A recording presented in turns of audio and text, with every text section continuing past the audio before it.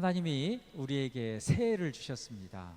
그 옛날은 지나가고 새날을 우리에게 주셨는데, 주님께서 새로운 것, 새날, 새해, 새 것을 주신다는 것이 우리에게 얼마나 기쁨이고 소망인지 모릅니다.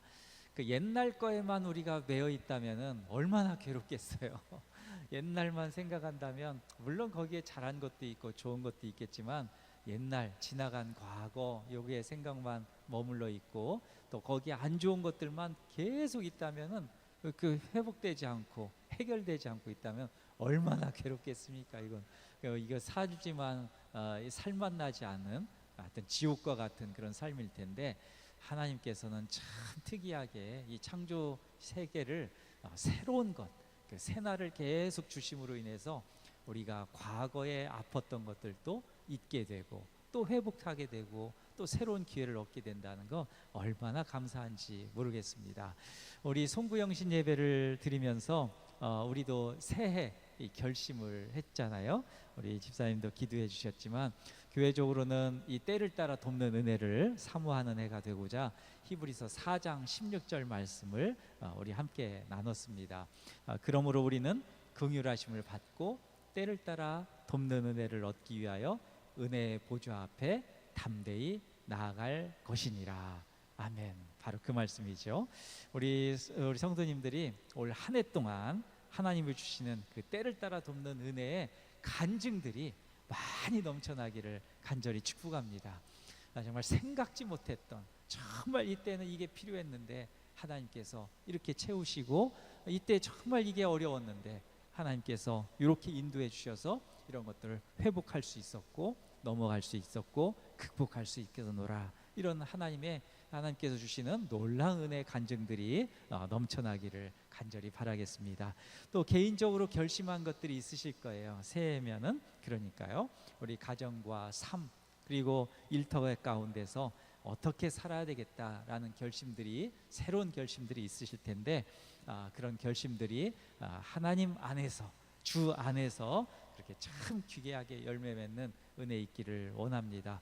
저도 3가지 결심을 했다고 그랬잖아요. 말씀 묵상, 이 해설지를 하여튼 올해는 출간을 하겠노라 이렇게 결심을 하고, 또 기도에 전념하겠노라라고, 또 그리고 건강을 위해서도 이제 운동을 하여튼 꾸준히 열심히 좀 하겠노라 이렇게 좀 결심을 하고 있는데, 물론 다른 것들도 좀 있긴 합니다. 그러나 크게 이렇게 봤을 때는 3가지를 저도 결심하고 있는데, 우리 성도님들은 어떠십니까? 어떤 결심들을 하시고, 또 새해 결심이 우리 신앙적으로는 또 어떻게 연결되는가도 중요하거든요.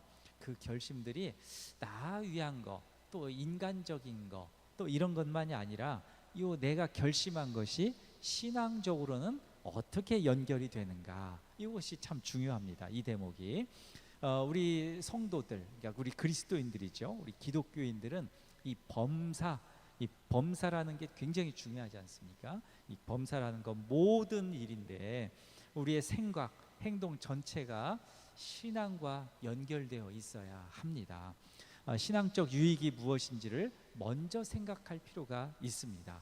아무리 좋고 멋져 보이고 아무리 막 그것이 나에게 유익이 되는 것 같다 하더라도 신앙적인 유익과 무관하다면 그건 조심해야 될 거예요.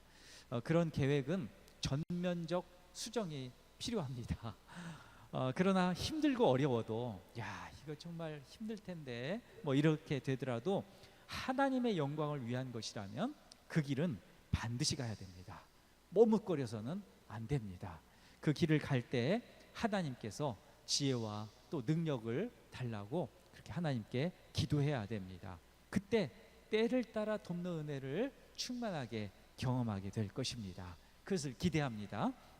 우리가 올해 사모하는 이 말씀, 히브리서 4장 16절, 이 말씀의 실현을 위해서 기도에 대한 말씀을 제가 좀 몇 주간 좀 이렇게 요약해서 좀 말씀을 나누려고 하는데, 사람은 평생 동안 이렇게 배워야 됩니다. 배워야 되는데 어느 누구도 난 다 알아 이런 사람 없을 거예요. 천하의 막 석박사라고 하더라도요, 자기가 전공하는 학문이나 이 기술에 대해서도 다 한다고 혼장담할 수 없습니다. 그런 사람들은 사실 모르는 거예요. 박사라고 하면서 난 다 알아 막 하는 이런 사람들은 사실 잘 모르는 사람들이에요. 그건 진짜 박사가 아닐 수 있습니다. 예, 속지 마십시오. 예, 그래서 평생 학습이란 말이 나왔지 않습니까? 사람은 평생도록 배워야 됩니다. 하물며 우리는 어린아가들이 이렇게 말하고 옹알옹알하고 기어다니고 뭐 하는 것을 보면서도 우리가 또 배우게 돼요. 그런데 아주 그냥 이 뭐랄까요, 아직 지식 수준이 하나도 없는 그런 아가들임에도 배우게 되고, 또 경우에 따라서는 오늘 눈이 엄청 많이 오네요. 근데 눈이 오는 이런 것들을 하면서도 우리는 또 배우게 돼요. 하나님의 창조 섭리를 배우게 되고, 또 생각지 못했던 각자가 똑같이 눈이 오는데 어떤 사람은 눈이 오는 걸 보고 또 다른 생각을 하고, 또 어떤 사람은 또 다른 삶과 연결돼서 또 생각하게 되고, 그러면서 이제 배우게 되는 것이죠. 이것과 마찬가지로 기도도 그렇습니다. 기도도 배워야 돼요.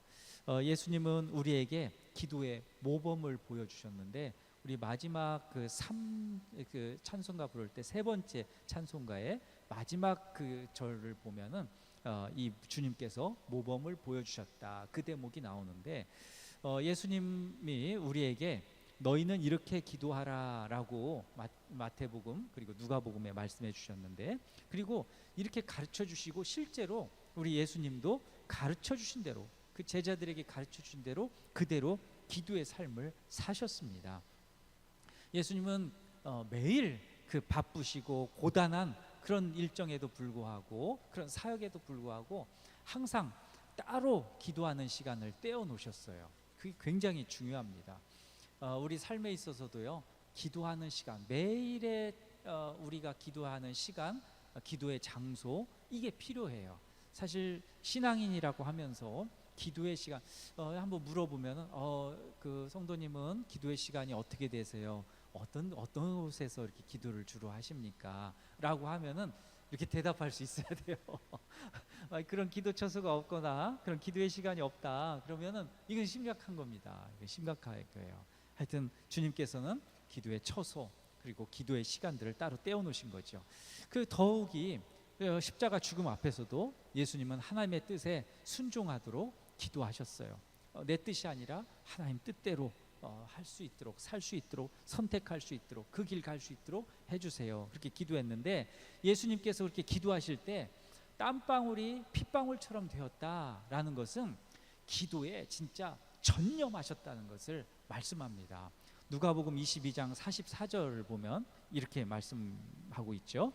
예수께서 힘쓰고 애써 더욱 간절히 기도하시니 땀이 땅에 떨어지는 핏방울같이 되더라. 아멘. 이 말씀은 진짜 간절히 기도하는 것, 그것을 말씀하고 있는 것이죠. 예수님도 이처럼 간절히 기도를 하셨다면 우리도 기도해야 됩니다. 예수님처럼 힘써 기도에 전념해야 된다는 것이죠. 자, 오늘 본문에서 우리는 기도에 대한 두 가지를 배우게 됩니다. 이 두 가지는 사실 기도의 두 기둥과도 같은데, 야고보서, 우리가 야고보서 한번 묵상한 적도 있지 않습니까? 근데 이 야고보사도 예수님의 이 제자가 아니라 예수님의 동생이죠. 그리고 예수님이 생존하실 때는, 공생애 동안은 예수님을 믿지 않았던 그런 사람이었어요. 그런데 정말 그 예수님을 믿게 되고, 예수님의 십자가 부활, 그리고 주님이시라는 것, 메시아라는 것, 그리스도라는 걸 믿고 초대교회 참 중요한 역할을 하셨던 그런 분인데, 근데 나중에 예수를 믿은 분이잖아요, 이분은. 그런데 얼마나 기도를 많이 했는지 별명이 붙었잖아요. 야고보, 낙타 무릎이라고. 얼마나 기도를 많이 했으면은 무릎에 이렇게 딱딱한 이게 괭이라고 그러죠. 뭐 그 지역마다 조금씩 부르는 말이 좀 다를 수는 있지만, 그렇게 딱딱하게 굳는 그런, 어떻게 얼마나 기도를 했으면 낙타 무릎이다, 이런 그런 분이 지금 야고보서에서 기도에 대해서 말씀하고 있는 것이니까 우리가 한번 들어볼 필요가 있지 않습니까? 귀 기울여 들여봐야 되는데, 두 가지, 오늘 본문에서 야고보서 1장 5절에서 8절 말씀에서 두 가지를 우리가 이 마음에 새길 필요가 있습니다. 하나는, 첫째, 기도할 때 하나님께 구해야 된다는 거예요. 기도할 때 하나님께 구한다. 자, 5절 말씀 한번 같이 읽어볼까요? 5절 말씀 함께 읽어보겠습니다. 너희 중에 누구든지 지혜가 부족하거든 모든 사람에게 후히 주시고 꾸짖지 아니하시는 하나님께 구하라. 그리하면 주시리라. 아멘. 자, 하나님께 구한다. 이건 신앙생활 하시는 분들은 뭐 아유 그거 뭐 상식이지 뭐 이렇게 생각할 수 있는데 이게 굉장히 중요해요. 이게 안 된다라는 거예요. 그래서 야고보 이 사도 이렇게 기도 많이 하시는 분이 하나님께 구하라 이렇게 얘기했을 때는 하나님께 구하지 않는 상황들이 많다는 겁니다. 우리가 삶에서 항상 부족함을 느끼는 것이 있는데 그게 지혜예요. 지혜라는 건 삶 전체에 대한 내용이잖아요. 전체 필요한 것, 그 필요한 일체, 그것이 사실 지혜인데, 지혜가 부족하다는 것은 삶에서 이 부족함, 결핍을 느낀다는 것을 이야기하는 거잖아요. 우리의 삶에서 부족함을 느끼면 먼저 뭔가 이 부족하다고 생각할 때는 이 힘든 거예요. 이게 뭔가 뭐 그 재정적인 것도 필요하고 건강도 필요하고 또 뭐 인간관계도 또는 뭐 쓸 것 이런 것들이 필요한데 이런 것들이 결핍이 있다 그러면 뭔가 이게 힘든 거예요. 그러면 걱정과 염려가 막 파도처럼 밀려오는 거죠. 아유 그럼 내가 뭐 이렇게 했는데 이게 잘 안 채워지고 힘들어. 그러면은 걱정하게 되고 이거 잘 될라나 큰일 났는데 이거 어떻게 극복하지? 이런 막 염려 이런 것들이 막 엄습하면 한 방에 끝나잖아요. 우리 경험하시잖아요. 이 염려 걱정들은 살금살금 와가지고 살살살살 무너뜨리는 게 아니라 한 번 염려가 딱 오면은 잠도 안 오고 그 다음부터는 뭐 이 걱정이 너무 크면은 이 식음을 전폐하게 되잖아요. 먹는 것도 밥맛도 없어지고 사람 만나는 것도 싫고 뭐 말도 안 나오고 막 이렇게 되잖아요. 뇌가 딱 멈춰버리는 거죠. 그런데 야고보 사도는 그때가 기도의 때라는 것이죠. 어려운 일을 당할 때 상대방에게 우리가 고민을 털어놓으면서 이렇게 도움을 요청하면 좋은데 사실 그것도 어려운 일 당하면 쉽지 않아요. 어려운 일 당해보신 분들 아시잖아요. 살면서 진짜 어려운 일은 얘기할 데가 없어요. 이게 문제예요. 조금 어려운 것은 나 그 좀 어려운데 그것 좀 도와줘 이렇게 친구들이라든지 뭐 지인이라든지 말씀할 수 있는데 진짜 어려운 거 만나면은 얘기할 데가 없어요. 아무리 친해도 아무리 친한 친척과 형제 자매라고 하더라도 뭐 아무리 뭐 진짜 그때는 뭐 진짜 뭐 그 이처럼 친한 친구 없다라고 하는데 그렇게 친한데도 얘기할 데가 없네요. 이게 문제라는 거죠. 이게 진짜 어려운 상황에는 그래요. 여러 번 망설이게 되고 괜히 내 고민 얘기했다가 내 약점제 잡히는 거 아닌가 이렇게 얘기하면서 그냥 포기하게 되죠. 보통 도움이 필요할 때는 정말 힘들 때입니다. 진짜 힘들 때예요. 그때 하나님께 구하면 되는데 그 하나님은 우리에게 후히 주시고 또 꾸짖지 아니하시는 하나님이시래요. 하나님은 우리에게 아무런 조건 없이 구하는 대로 주시고 상대방을 무시하는 분이 아니라는 그런 뜻입니다. 그래서 우리는 마음 놓고 하나님께 기도할 수 있는 것이죠. 자, 하나님께 구해야 된다. 이 첫 번째잖아요. 기도할 때 바로 이거죠. 진짜 힘들 때 다른 데서 막 이 사람 저 사람 하고 뭐 이렇게 찾으려고 하는 게 아니라 솔루션을 어디서 찾냐면 하나님께 찾는다는 것이죠. 이게 참 중요합니다. 자, 그래서 우리는 기도 훈련이 필요한 거고 기도를 배워야 되는 게 필요한 것이죠. 기도 훈련은 주님이 부르실 때까지 우리가 해야 하는 과제입니다. 나는 기도 잘하는 사람이야. 나는 기도 이렇게 이런 방식으로 하니까 나는 정말 기도 잘해요. 이런 사람은 교만한 거예요. 교만한 거예요. 기도는 항상 겸손하게 내 기도가 부족하지. 기도가 부족하다는 말을 쓰잖아요. 우리가 그것은 기도 훈련을 나 더 해야 됩니다.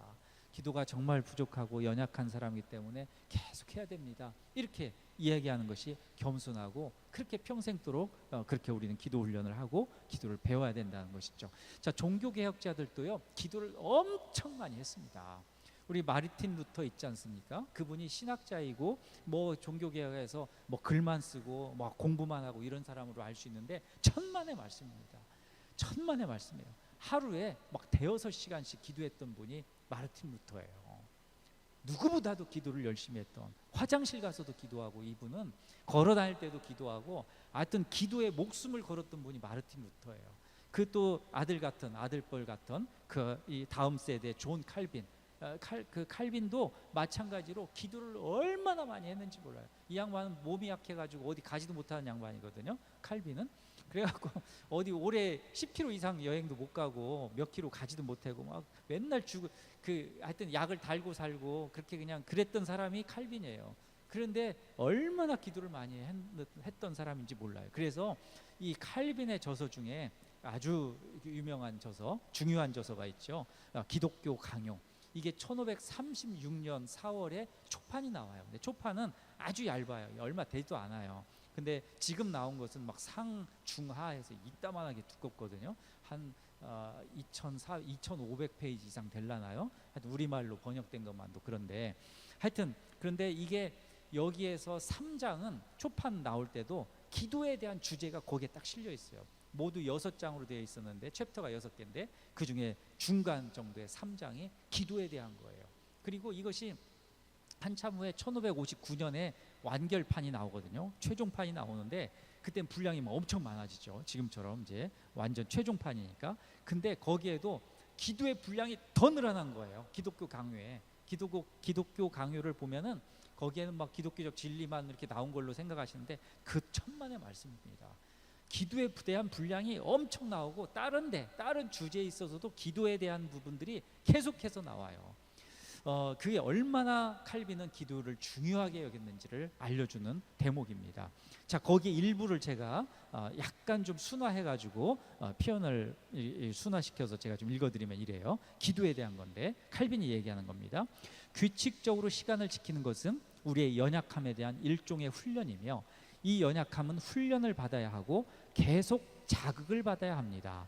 모든 일이 우리 뜻대로 되지 않더라도 하나님께서는 결코 우리를 버리시지 않을 것입니다. 하나님은 그 백성의 기대와 인내에 실망을 안겨주시지 않습니다.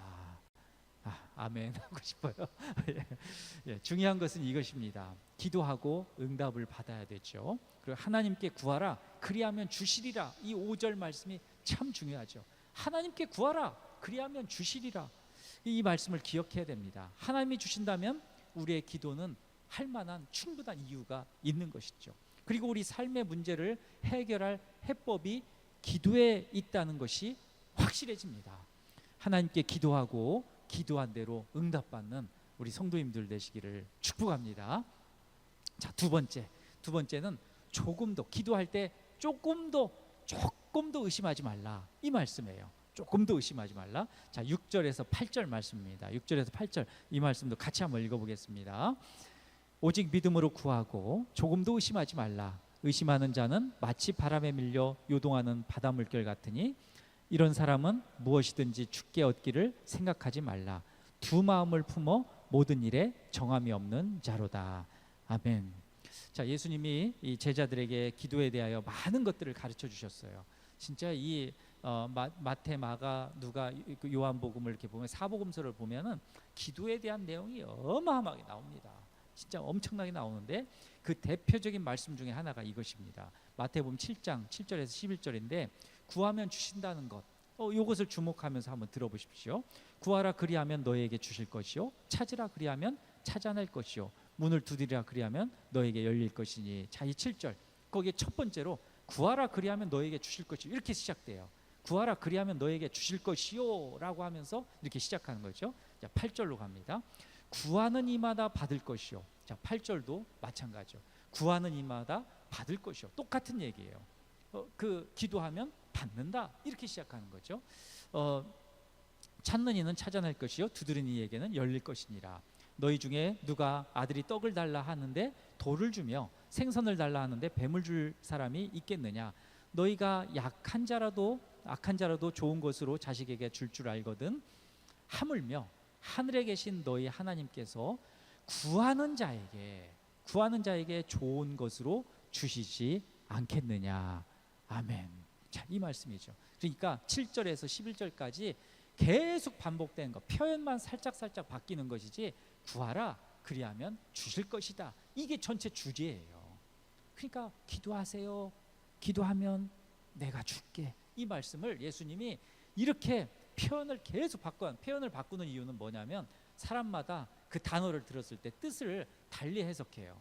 그래서 이 표현이 바뀌어지는 게 필요하거든요. 예수님은 그걸 아시고 표현을 같은 의미인데 표현을 바꿔서 하는데, 사람의 스타일에 따라서 어떤 사람은 구하라 그래야만 너희 주실 것 좀, 기도하라 그러면 기도하는 주신다 이렇게 하고, 어떤 사람은 찾는 게 우선인 사람은 구하라 그리하면 이게 안 들어오지요. 찾을 거 먼저 생각되니까. 그래서 찾으라 그리하면은 찾아낼 것이다 이렇게 말씀하는 거. 어떤 사람 빨리 뭔가 두드려서 막 이게 지금 해야 되는데 그 사람은 찾고 뭐 구하고 이런 거, 이런 단어가 생각나겠어요?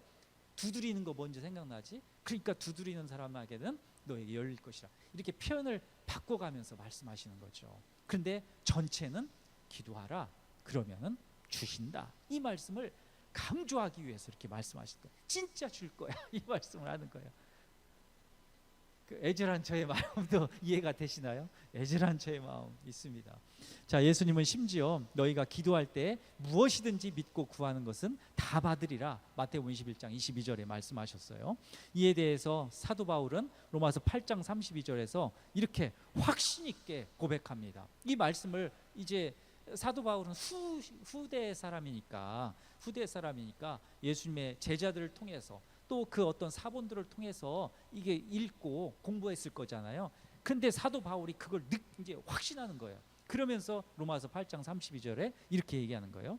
자기 아들을 아끼지 아니하시고 우리 모든 사람을 위하여 내주신 이가 어찌 그 아들과 함께 모든 것을 우리에게 주시지 아니하겠느냐. 아멘. 이때는 아멘 해야 되는 거 아니에요? 예.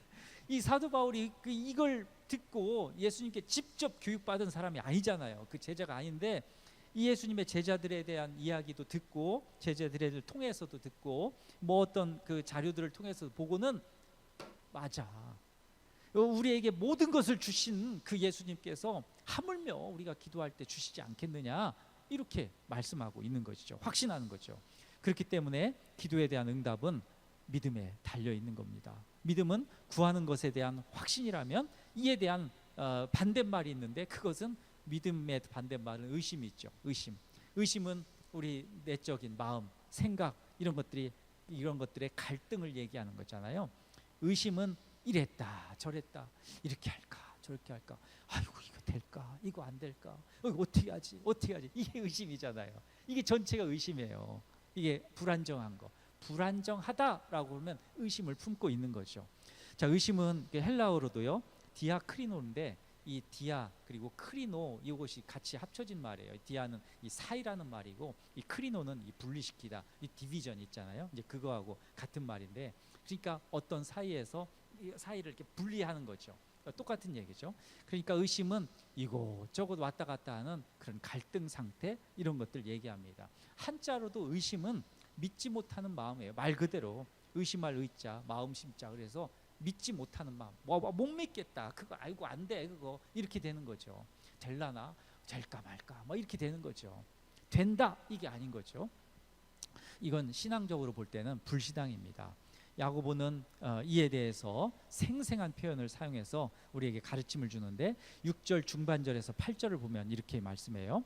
의심하는 자는 마치 바람에 밀려 요동하는 바닷물결 같으니 이런 사람은 무엇이든지 주께 얻기를 생각지 말라.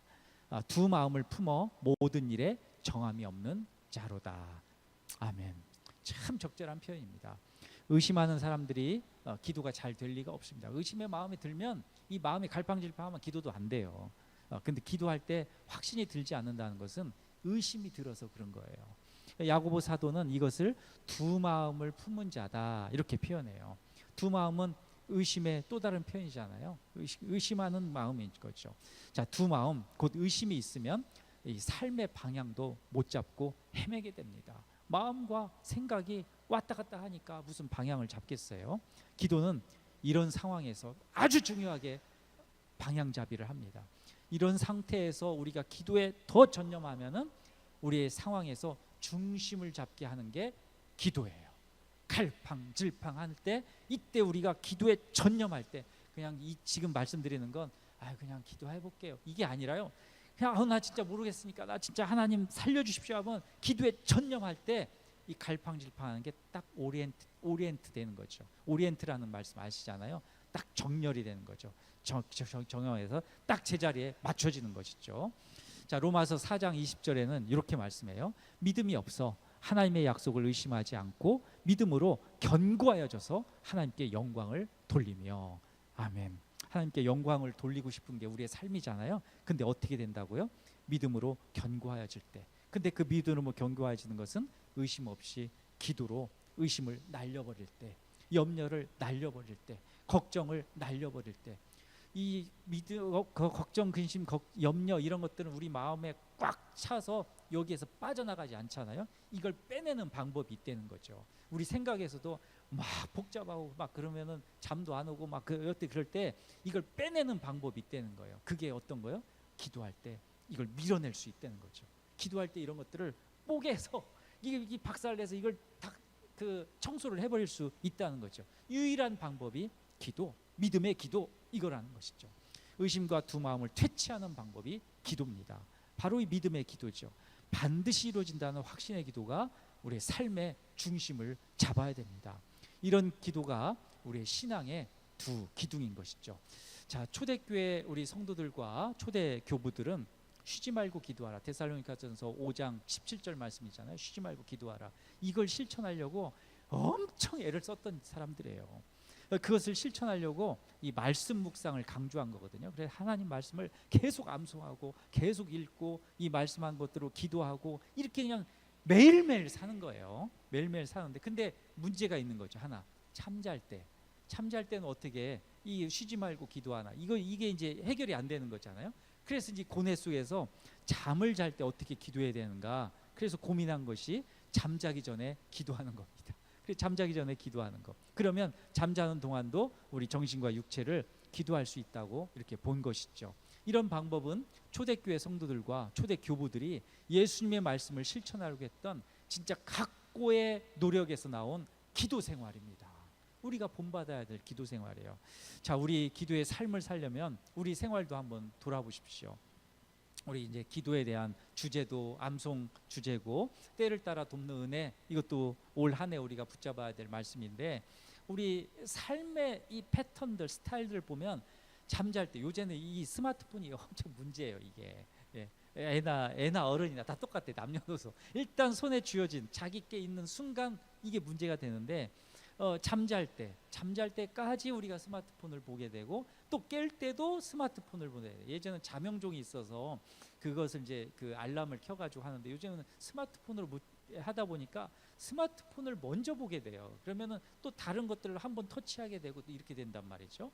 하여튼 이게 문제예요. 그러니까 요즘은 스마트폰을 자기 직전까지 보니까 잠을 설치게 되는 거, 또 잠에서 깰 때도 이걸 먼저 보니까 하여튼 스마트폰에 대한 그런 노이즈 때문에 힘들어하는 거죠.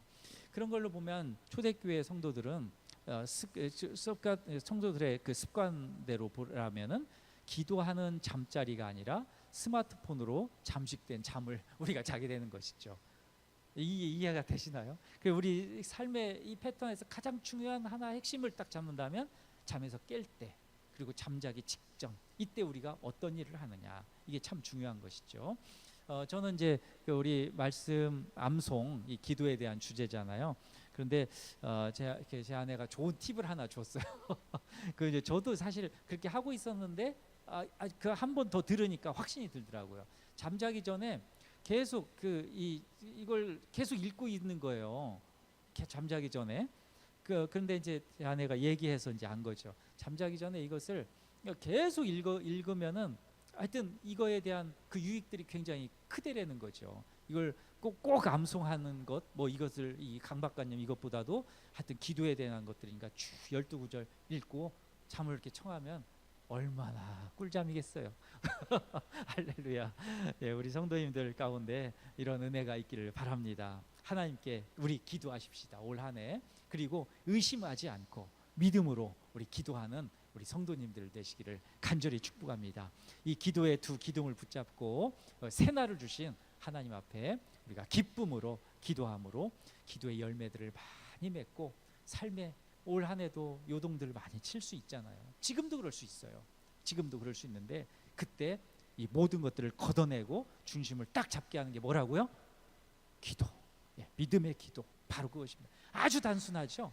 아주 단순한 걸 예수님 우리에게 알려주신 거예요. 그래서 우리가 계속 기도에 대해서 배워야 되고 기도에서 훈련해야 된다는 게 이거예요. 알면서도 안 하고 알면서도 그걸 아주 그냥 소소하게 아주 그냥 가볍게 생각하는 거죠.